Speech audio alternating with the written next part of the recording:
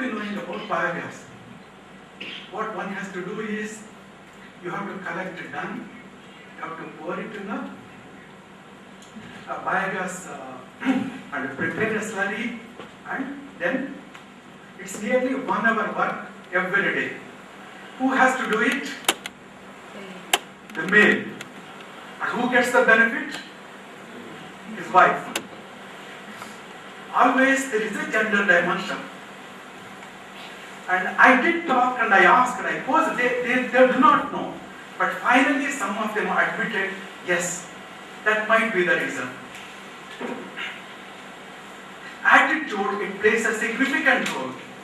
And there was one gentleman from Oxford University Press who used to come to me regularly, and he wanted to purchase a car. And he asked me, sir, can you just tell me which car is the, if you take life cycle cost into consideration, fuel cost, is the cheapest.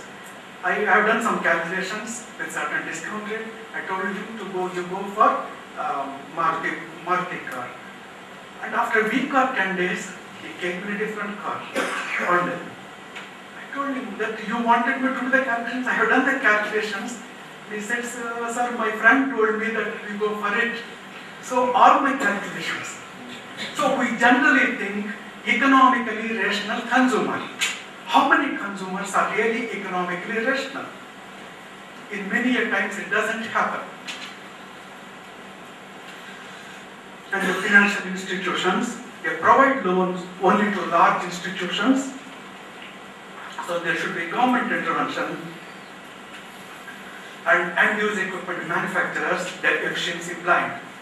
And I was doing a survey in Bangalore. There was a stove which was costing 10 rupees, only 10 rupees. And the electricity bill per month was 100 rupees. And there was another stove, 500 rupees hot plate, and the electricity bill was at the time 20 rupees. Okay, significant difference. But the problem is, it was initial cost was less. So that was the reason equipment manufacturers, they began producing only the low cost. That means if there is an increase in first cost, always there is a, so there should be enforcement from the government, and the utilities, there are always a supply obsession. You increase the supply, increase the revenue. So it's because marketing of clean technologies is more complicated than marketing of energy supply. They go for, why instead of constructing one power plant, millions of consumers, they have to tap in, and that is the reason it is always easy to think in terms of supplies. Then the government, emphasis on generation and import, lack of focus on technology and service. So one has to do is divert electricity and kerosene subsidy for energy infrastructure development. And there are also drivers. These are the barriers. There are also drivers. You have to awareness about clean technologies, decrease in technology price levels. There's a technology appeal. Most of the renewable technologies, they don't have the appeal to purchase, and focus on service and environment regulations. This is the actor linkage at the macro, meso, and micro level. That means there should be interaction among actors, and this is the framework for energy security. And we look at individual interest. To start with clean technology, there is an improving the policy. This is even better. Please, the floor is yours. The participants, delegates, Russia, delegates from India, one and all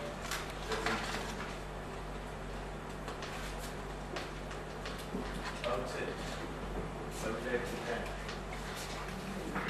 the organizers of the seminar for giving me a slot to represent Karnataka, to say a few words about power reforms in Karnataka. In fact, 2 days ago, I was with Dr. Mishra ji and Principal Secretary to Government of Karnataka, Department of Public Enterprises and Secretariat for all the public sector undertakings in Karnataka. So one of the ambitious projects I have undertaken is to train officials of all status in this esteemed institution. Dr. Mishra ji is known to me for the last 30 years, and he is an expert in public sector undertakings, particularly in power reforms. So I thought, then I was able to convince government of Karnataka. Last year I had trained about 130 officials, and this year we have completed training about 180 officials of all states, including CEOs. So they have been benefited. I am from actually from Andhra Pradesh, born in Vijayawada, and I have been a lot in Karnataka. So through this institution I have become a bridge between Andhra Pradesh and Karnataka. So we have a very good rapport. Like Professor Saab is a national highway for the entire country. So having said this, I am not an expert. I am basically an administrator. Today I am immensely benefited from the talks given by Professor Shankar Saab and Jain Saab and Ramurthy Saab and Sri Kumar ji. And lots of things are learned from their information.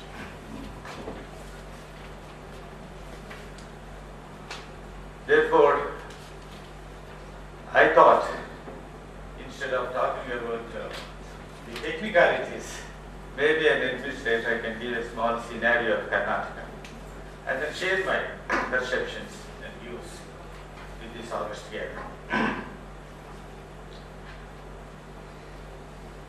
Karnataka is one of the foremost and pioneering states in power and fields. Karnataka is the first state which has started the power corporation at the state level in 1971 itself, which is known as Karnataka Power Corporation. This corporation is always headed by the Chief Minister of Karnataka. That shows the importance given to this corporation. This corporation facilitated in generating 764 megawatts of electricity in 1971. Today, we have reached a capacity of 6,000 megawatts. But our requirement in Karnataka is approximately 10,000 to 11,000 megawatts. Then only we can call it as the balanced as far as power is concerned. So now we have to import, sometimes we have to buy, sometimes we have to suffer with power cuts. All these things are happening. Therefore, the government of Karnataka thought they should take up lots of initiatives.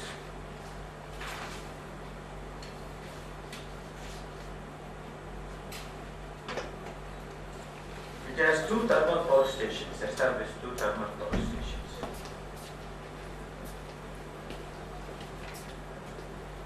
One is at Kampata, Buddha.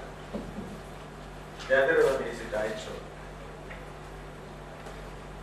Not content with its achievements so far, and to redress acute power shortage in the state, KPCL has embarked upon an ambitious expansion plan during 11th period.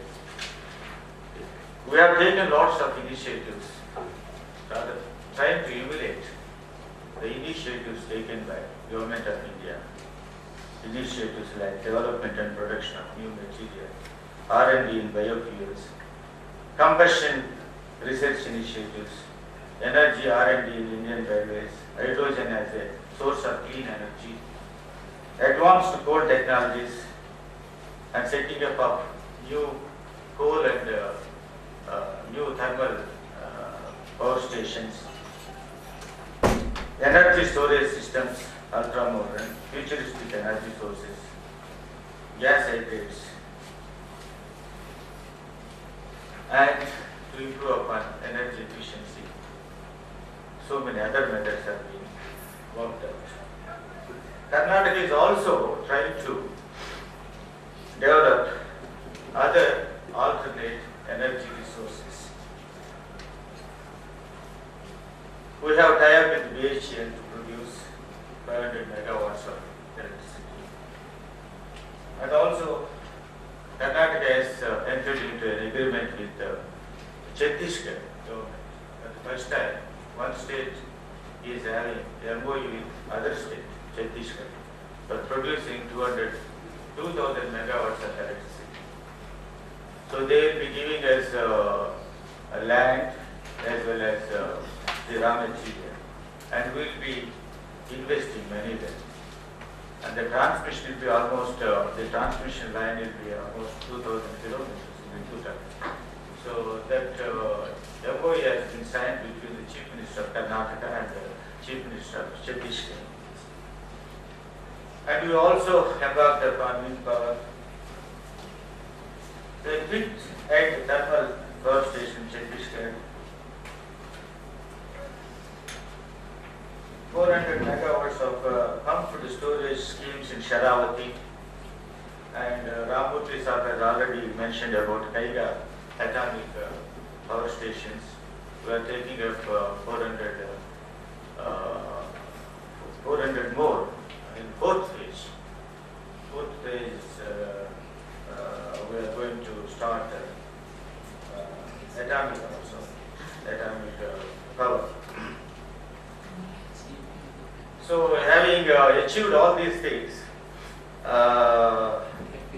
Karnataka Power Station has been, Karnataka Power Corporation has been given gold shield certificates, silver shields, and gold medal from Prime Minister of India for best execution of Almighty Dam Powerhouse, bronze medals for best performance, and many national certificates, cash awards for high PLF production in auxiliary consumption, reduction of fuel oil, etc. KPCL's backbone is dedicated and competent manpower of 6,600 engineers, managers, administrators. Most interestingly, KPCL does not depend on the government subsidy, loan or guarantee.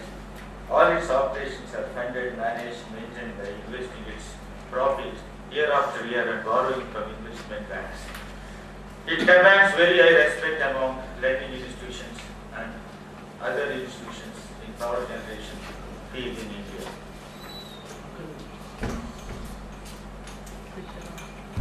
We have also started power transmission corporations.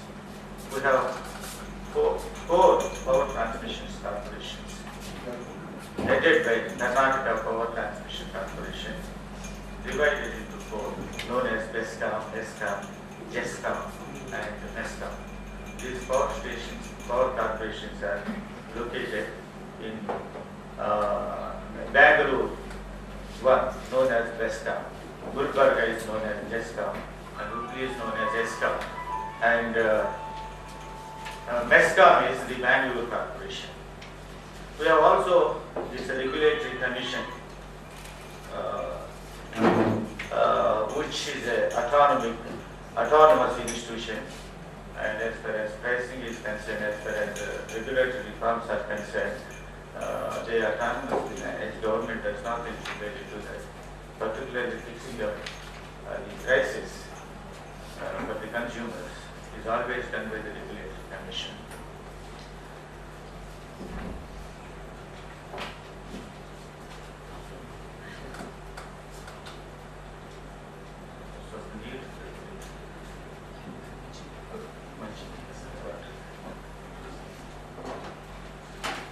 Thank you.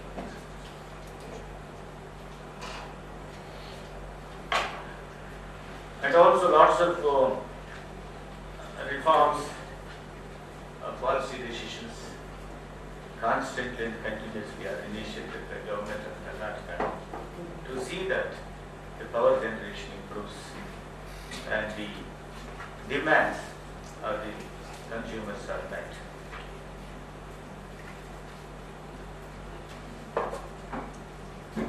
But the policies, decisions, reforms and all these things are there, initiated by government of Karnataka.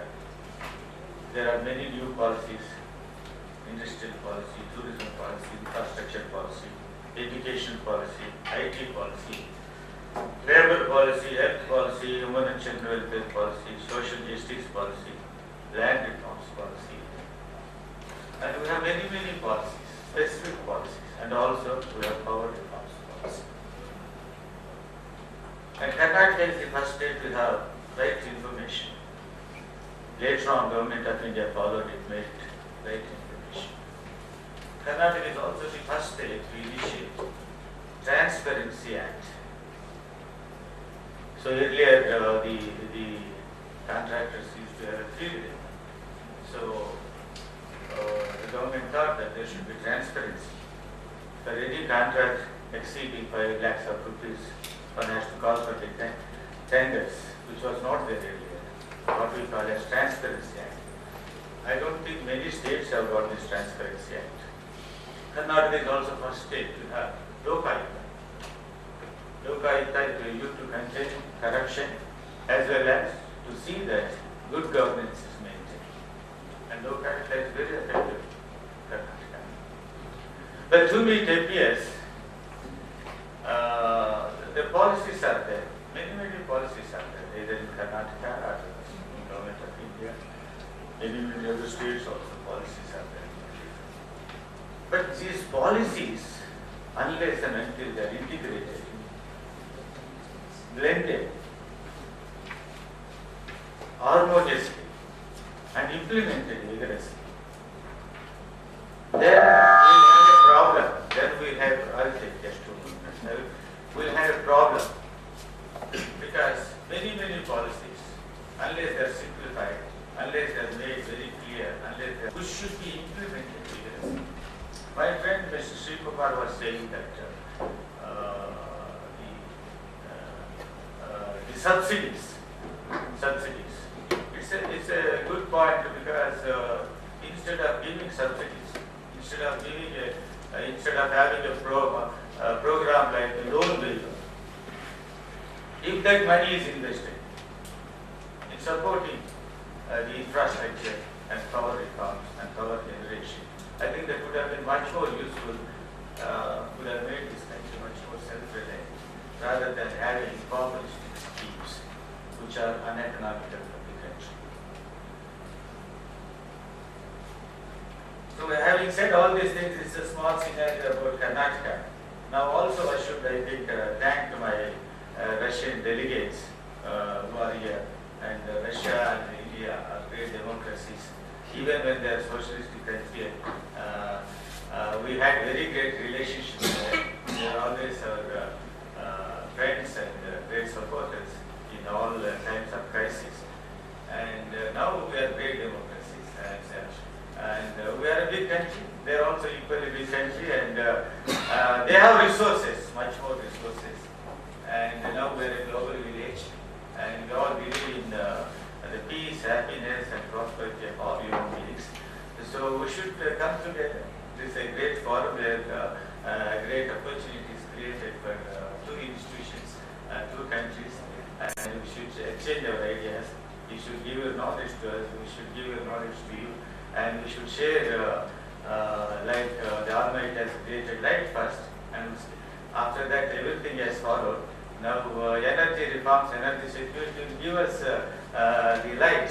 The light will lead us to all kinds of prosperity, happiness and everything. So I would like to congratulate the organizers having created such an atmosphere and this thing for exchange of ideas.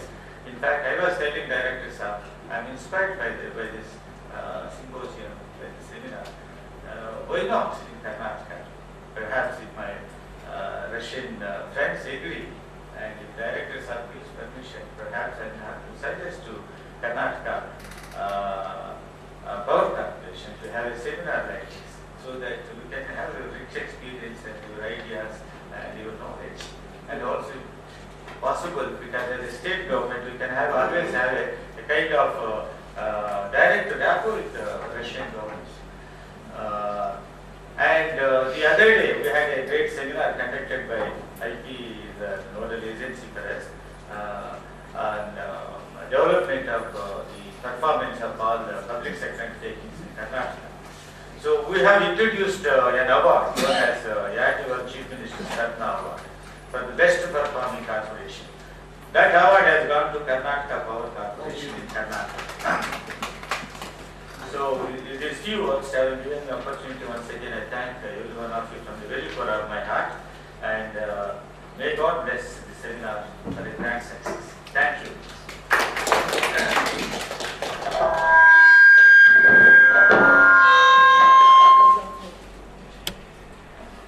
Thank you very much, Sri Ristavaru, for a wonderful talk, and also you gave us what are your the ideas, in what manner you are making a roadmap, for the future generation to get over the energy crisis. And thanks a lot for your detailed talk. Well, I think we'll move on to the next talk. And ladies and gentlemen, this is by Dr. Josna. This is on India-Russia relations in a cooperative security framework with a special reference to nuclear fuel cycle initiatives. So may I have the pleasure of giving the floor to Dr. Josna. Thank you very much. The information I wanted to share. Oh. Thank you very much, because that gives me the broad overview. I deliberately chose the term preemption. At the outset, I thank Professor Mishra ji and his staff members in inviting me to make some presentation. I am no expert on energy or related issues. I am still a student. I just streamlined into this area in the last 1 or 2 years. And I'm basically a student of international relations, and it's a natural fallout effect of that. In the morning, we had comments from the inaugural address by Dr. Atish Jain and then also Professor Alam. Dr. Jain was asking for out-of-box thinking. I strongly believe that this is what we need to do in the nuclear fuel cycle initiatives that are being talked about globally. And Professor Alam was asking for change in the direction of energy flows and looking up north towards Central Asia and to North Asia as well as to West Asia. Let me see in 10, sir, how many minutes?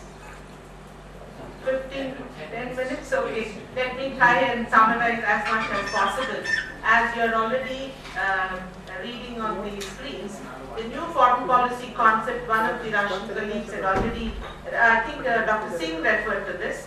The new foreign policy concept of the Russian Federation expresses Russia's intention to strengthen its traditional partnership, and we are in 2009 in the year of India in Russia. There are military programs in which there are a lot of collaboration between the two of us for the last 40-50 years, and very reliable. I have question marks and exclamatory marks only about the Vikramaditya transaction. The billions are just about going ahead. I don't know what the reasons are. Friends in Navy are also nonplussed with the escalation costs of transferring Gorshkov to India. Some of the military hardware purchase were not directly related, so I'll skip this. There is cooperation in the energy sector very much from 2000 onwards. 2001, many speakers have referred to Sakhalin 1, 2 and 3. I will not go into those details. There is collaboration between Gazprom and GAIL. This has also been covered. Kudankulam is covered. We are, I think, Asian, but this is one way where assured supply is likely despite Iranian reluctance or problems from the Iranian side. Morning, somebody referred to the Putin initiative. It's a decision to create an international fuel cycle center. This is the thrust of my paper. There is the creation of an international center in Russia at the Angars as a pilot project to provide an assured and guaranteed supply of uranium to seekers, established by countries via intergovernmental agreements to support the inalienable right to develop nuclear power without discrimination. This is the democratic, I think Dr. Singh was referring to the Putin initiative in the morning. Strengthen the international non-proliferation regime using market approach, joint enterprise, or intergovernmental agreement or other form, including non-governmental and invited participants with no access to enrichment technologies. Governments of participating states will be the executive bodies. A new kind of a collaborative agreements are being floated across during the, as part of this initiative. Legislative, financial, industrial aspects will be based on existing Russian enterprise. It provides for regulation or access of foreign personnel to monitor quality and price of products set by co-founders corresponding to world prices. This is the Putin initiative. It also guarantees goals. International status is central. IAEA is both an observer and it guarantees. In conclusion, it's the only way to arrange for an international basis for nuclear energy enlargement. Both the Americans and Russians are talking about global initiatives for nuclear energy, and in the process, the GNEP, Global Nuclear Energy partnerships, which the Americans are talking in a transition year from Bush to Obama, they are running into rough weather, especially with the MOX fuel initiatives. But in Soviet Union, the energy security scenario is energy security, non-proliferation, and economics sometimes compete. The entire debate about the nuclear energy scenario is what is the implications for non-proliferation and where do we place energy security, how do we contextualize economic development of the needy nations. India is in search of a middle ground. I think the Russians can come in very effectively in collaboration. Ensuring security of supply in the International Nuclear Fuel Cycle 2006 is the initiative, and the participants are Areva of France, Tenix of Russia, Urenco of Germany, Netherlands and UK, and USEC of US. What is Russia's energy policy? Well, the information available says nuclear power engineering development is an integral part of the Russian Federation's energy strategy. It's investing in construction of several nuclear power plants, including both pressurized water reactors and liquid metal-cooled fast reactors. A prototype of a compact, portable nuclear power plant has also been built by the Russians. It has also reconstructed and reorganized its whole nuclear enterprise, consolidating Rosatom and Atom-Energoprom. These are the two conglomerates that have been floated by the government. The strategic partnership with Toshiba and Kazatomprom, Atom-Energoprom, is the fourth on the global market of nuclear power engineering. So there is a lot of consolidation taking place in the nuclear energy sector globally, which we are missing out in Indian media. The leading trio comprises Toshiba Westinghouse Alliance, that is number one, Areva Siemens Alliance, and General Electric and Hitachi Alliance. These are the big players in the nuclear energy market. What is the strategy for nuclear power engineering, nuclear fuel breeding, comprehensive safety and competitiveness? These are the objectives from the Russian side. What is the Federal Task Program of the Russian government of 2006 mentions?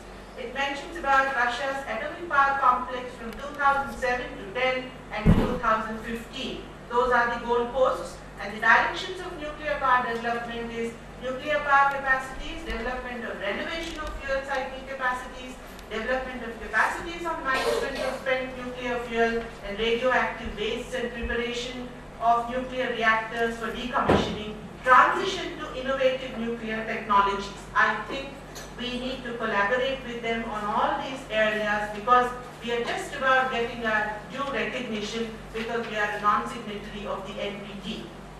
For very near-term results, the current set of nuclear power plants can be maintained and operated more effectively, including upgrading and extending the lifetime of the operating power units, increasing their efficiency and maximum utilization capacities. The Angars International Uranium Enrichment Center, registered as a joint venture, the 10% stake owned by Kazatomprom from Kazakhstan, I presume, and 90% is owned by Peshkanabek Sport. The LEU, low enriched uranium fuel back, would store up to 1,000 megawatts reactor loads and be provided to recipient states upon IAEA request. Apart from Kazakhstan, Armenia, Mongolia, South Korea, Ukraine, Uzbekistan have reportedly expressed interest in the partnerships. Where are we? The CII and the Russian Union of Industrialists and Entrepreneurs has entered into an MOU sometime in 2001. An office has been set up and a CEO agreement has also taken place. It's time we make a comparative study of the CEO agreement between Russia and India in 2001 and the Indo-US CEO agreement of 2005. Because where we stand vis-a-vis both the great powers, I believe that the new Russia is, there's a book written by a man called Robert Kaplan, an American scholar evidently, who talks about the return of history as an answer to Fukuyama's end of history, where the assertive new superpower Russia is emerging on the global scene, if it has not receded into the background at any given point of time. Sir, I'll take another 3 minutes, with your permission. Sure. We have an integrated long-term program of cooperation, which is one of the best in the world, I believe, between any two countries' scientific communities. There are 11 trust areas. They are on the screen, I'm not reading out, but the ILTP trust area list does not include nuclear technology. Can we go ahead and ask for this inclusion? Russia's Future Fuel Cycles 2001 mentions minimization of expenses for spent fuel recycling, fuel bins, refabrication and waste treatment. Minimization of radioactive waste